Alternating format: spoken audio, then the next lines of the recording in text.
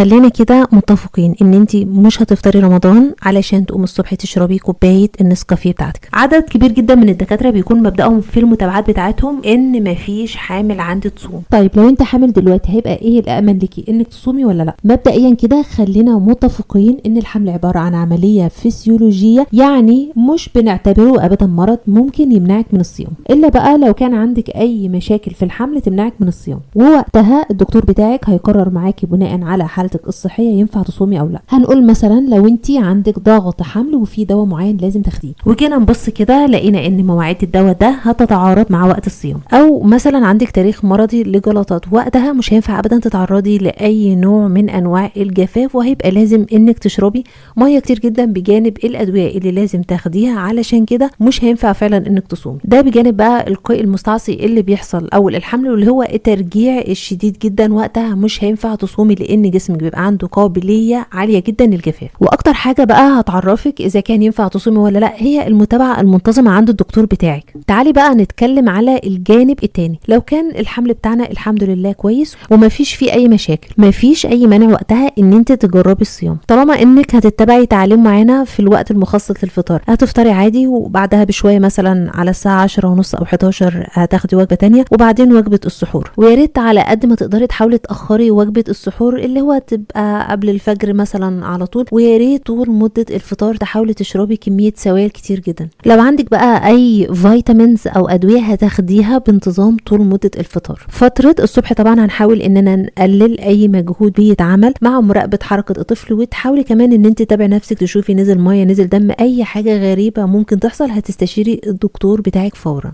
الغريبه بقى ان حوامل كتير جدا كانوا مبسوطين من فتره الصيام لانهم قدروا يعملوا كنترول على وزنهم. بالاضافه بقى ان الصيام بيقلل نسبه الاصابه بالسكر. وانا هنا مش بقولك ان انت لازم تصومي، لكن ما ينفعش نقول كل الحوامل يصوموا او كل الحوامل يفطروا، والا كان القران نزل بنص صريح يمنع الحوامل من الصيام.